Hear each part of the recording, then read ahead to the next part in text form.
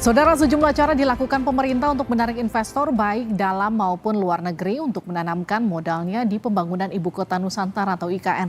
Mulai dari perpres hingga insentif diberikan pada investor jika menanamkan modal di IKN. Progres pembangunan Ibu Kota Nusantara atau IKN masih sangat panjang. Presiden Joko Widodo menyebut progres pembangunan IKN baru 15% hingga Agustus mendatang. Saat ini pemerintah tengah mengejar investor baik dalam maupun luar negeri untuk mempercepat pembangunan IKN. Jokowi menegaskan pemerintah memberi kewenangan kepada otorita IKN untuk menarik investor. Jokowi memastikan penggunaan APBN hanya untuk kawasan inti atau pemerintahan, sementara sisanya dari investor. Otoritas IKN itu betul-betul diberikan kewenangan untuk menarik investasi yang sebesar-besarnya, baik investasi dalam negeri maupun investasi luar negeri. Karena yang dibangun dari APBN itu hanya kawasan inti, yaitu kawasan pemerintahan.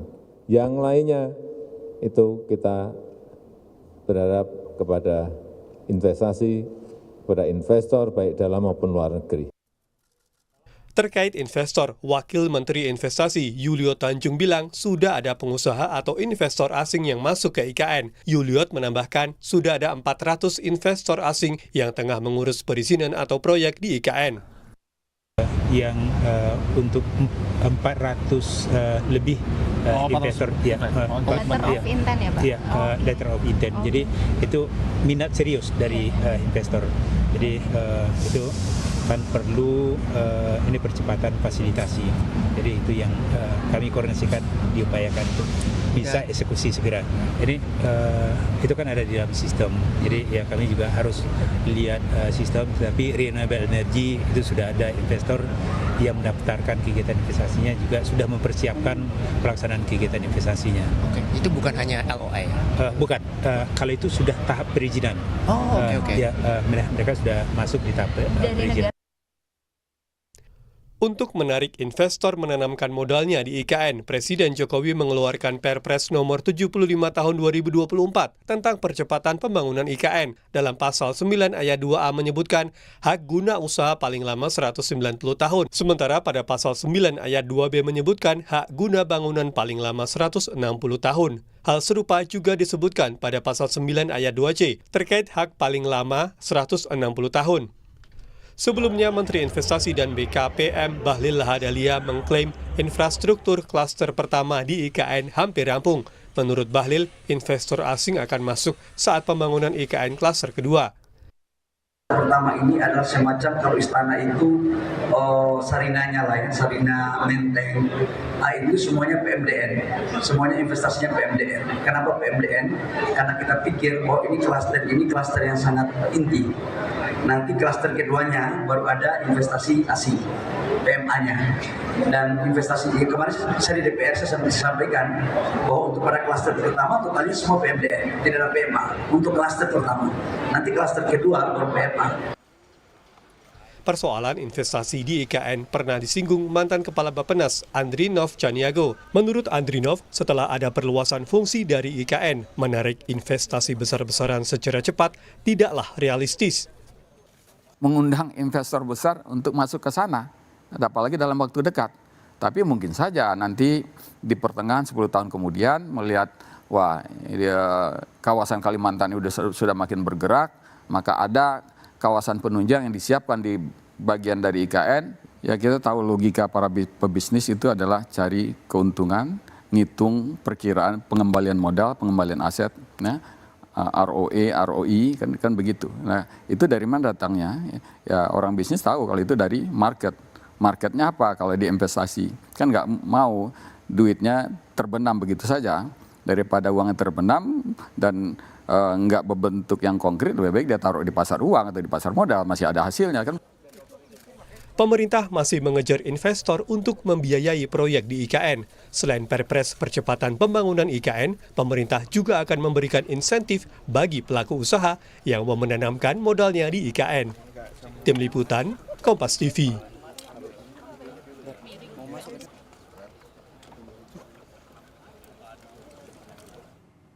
Saudara Presiden Joko Widodo juga menyebut pada 17 Agustus mendatang jika dihitung secara keseluruhan progres pembangunan IKN masih 15%. Jokowi juga menyebut masih menunggu dan mengejar investasi dari dalam dan luar negeri untuk mempercepat pembangunan IKN.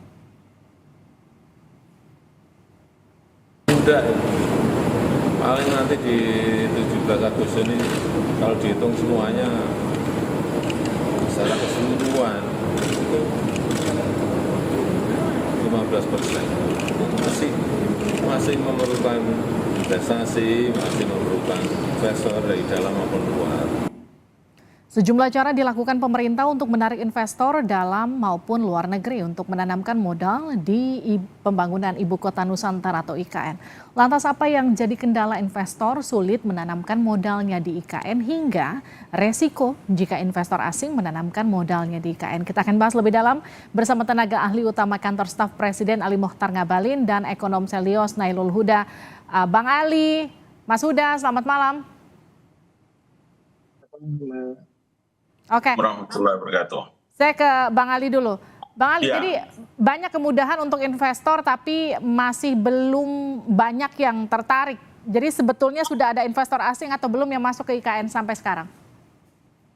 Ya, seperti diketahui bahwa ini memang sejak awal orang itu mengkhawatirkan apakah kepemimpinan nasional setelah Bapak Presiden Joko Widodo itu aman gak ketika orang itu akan berinvestasi.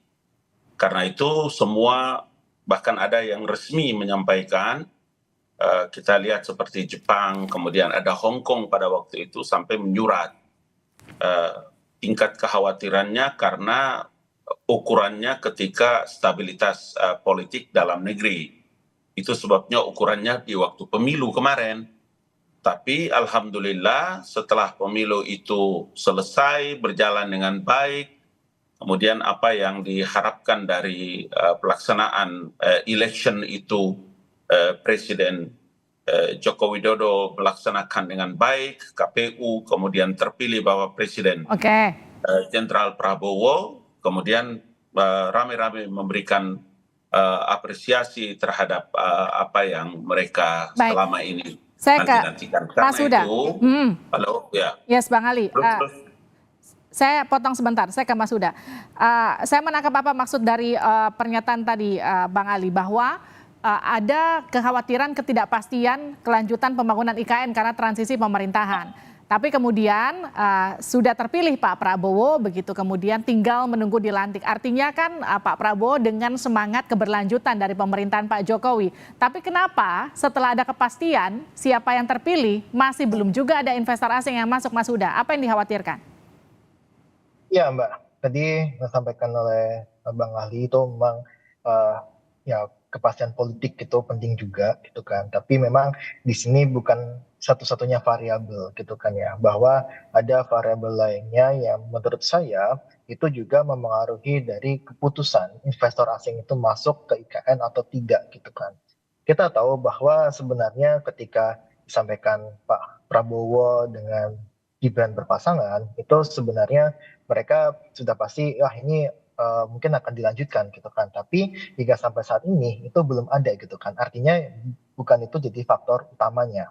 Nah, faktor utamanya itu adalah ketika untuk uang, untuk pembangunan ya, uang pemerintah untuk pembangunan IKN itu tersedia atau tidak. Karena saya gini Mbak, jadi ketika awal IKN itu diluncurkan, gitu kan, program itu diluncurkan, itu pemerintah bilang bahwa dari 450 sekian untuk program pembangunan IKN, 20%-nya itu dari APBN gitu. Nah, itu sekitar 90-an triliun. Nah, sampai saat ini itu sudah terpakai 75 triliun, artinya itu tinggal sedikit lagi jatah dari APBN. Nah, ketika APBN itu jatahnya selesai, nah ini yang ditakutkan oleh investor gitu kan, apakah nantinya itu tidak ada lagi uang pemerintah yang masuk ke IKN gitu. Nah, ini yang menurut saya akhirnya membuat investor juga berpikir, oh ini apakah bisa dilanjutkan atau tidak dengan uang yang sangat terbatas gitu. Jadi ini masalahnya bukan cuma politik tapi juga kesanggupan APBN. Nah, gimana tuh Bang Ali? Ya, jadi begini. Orang memang semua melihat bahwa IKN ini memandang bahwa 4-5 tahun atau berapa tahun begitu langsung jadi. Padahal planning yang sedang dibangun untuk IKN ini kan tidak lebih kurang ada 4 tahap. Makanya kenapa ada disebut dengan KIPP, kawasan inti pembangunan IKN ya. KIP itu adalah kawasan utama, kawasan induk inti pembangunan IKN.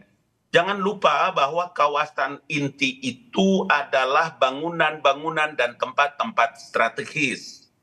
Istana Negara itu ada beberapa jalur-jalur strategis, kayak di kantor Binagraha kami, tempat kami itu ada tempat strategis hubungan antara kantor KSP dengan Istana Negara, kemudian ada helipad, di bawahnya juga ada begini, macam-macam.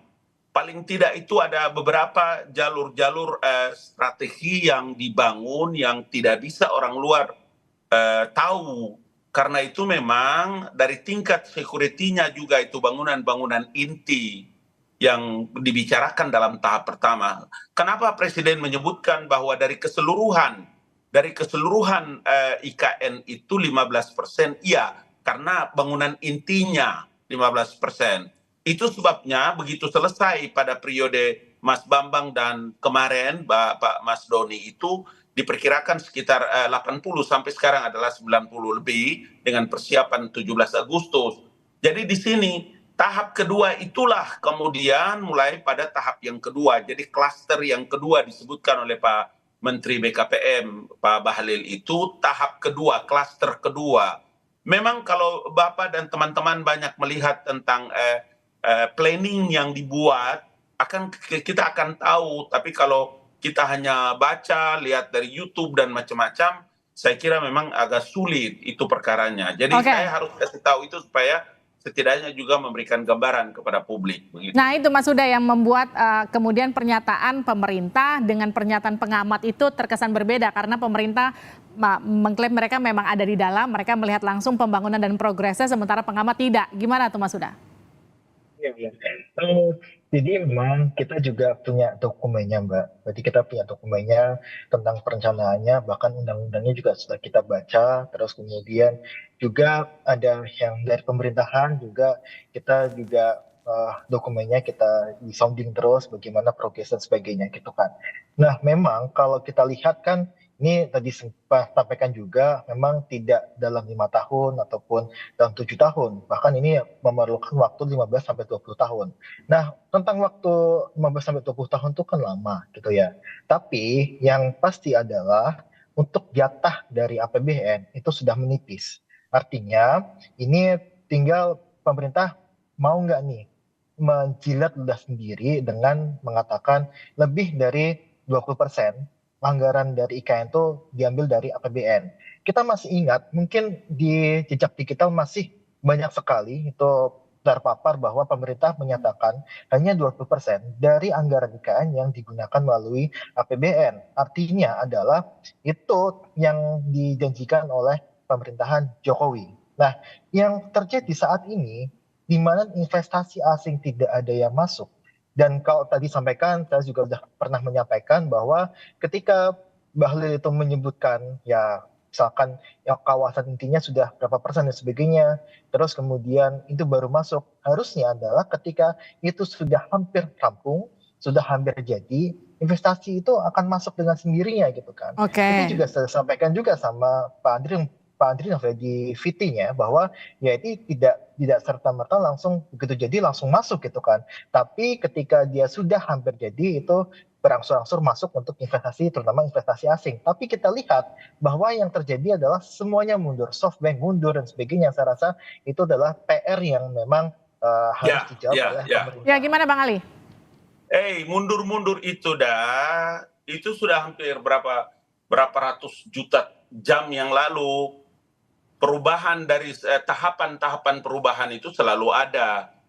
Proyek ini proyek negara, Bos. Bukan proyek sambil lalu, enggak. Ini proyek sebuah peradaban besar bagi Republik ini. Kalau yang kemarin-kemarin itu iya. Orang bicara tentang pembangunan IKN ini dengan anggaran pendapatan belanja negara semua dengan perubahan-perubahan yang ada. Kalau yang Mas Huda cerita tentang orang mundur dan segala macam itu 100 juta detik tahu berapa puluh juta detik menit yang lalu, iya. Kenapa? Karena stabilitas politik. Kalau stabilitas politik itu terganggu dalam negara Republik Indonesia, ya terganggu dalam stabilitas ekonomi dan lain-lain. Sekarang pemerintah itu memberikan jaminan. Jaminan itulah saya ingin sampaikan pada kesempatan ini bahwa kemarin itu dalam kunjungan Bapak Presiden itu ada yang disebut dengan Dubai International Financial Center, DIFC. Ini sekarang adalah dia menjadi satu pusat keuangan global terkemuka di kawasan Timur Tengah, Afrika, kemudian dengan Asia Selatan. Dia menjalin kemitraan strategi dengan otorita Ibu Kota Nusantara, IKN, dengan menandatangani Memorandum of Understanding terkait dengan apa? Terkait dengan pembangunan IKN. Kenapa? Karena pembangunan tahap pertama itu akan segera selesai. Dan kepastian pemerintah itu melaksanakan kegiatan-kegiatan yang strategis seperti upacara 17 Agustus itu nanti di IKN. Semua ini tidak semua terbuka di publik, kawan. Kami ini mengerti itu barang. Anak-anak KSP sekarang ada di IKN, Sekretaris Negara sekarang ada di IKN, Sekap ada di IKN, PUPR sudah berkantor, Kejaksaan Agung sudah berkantor. Kenapa kita tidak mengumpulkan energi positif untuk melihat proyek negara ini sebagai sebuah peradaban penting bagi bangsa ini? Please, mari kita bangga dengan kita punya negeri yang hebat ini. Oh ya betul, karena itu kita berdialog malam ini menunggu dan menanti jawaban progresnya sejauh apa Bang Ali. Makanya kita tanyakan. Karena itu Nona, karena itu Abang harus kasih tahu tentang semua informasi-informasi baik dan benar. Karena kalau tidak segera kita melakukan klarifikasi, itu nanti selalu yang berkembang adalah energi negatif dan itu akan membuat tidak bagus bagi kepentingan publik bagi Indonesia ini. Terima kasih Bang Ali, terima kasih Mas Huda sudah bergabung bersama kami di Sapa Indonesia Malam. Sehat-sehat selalu.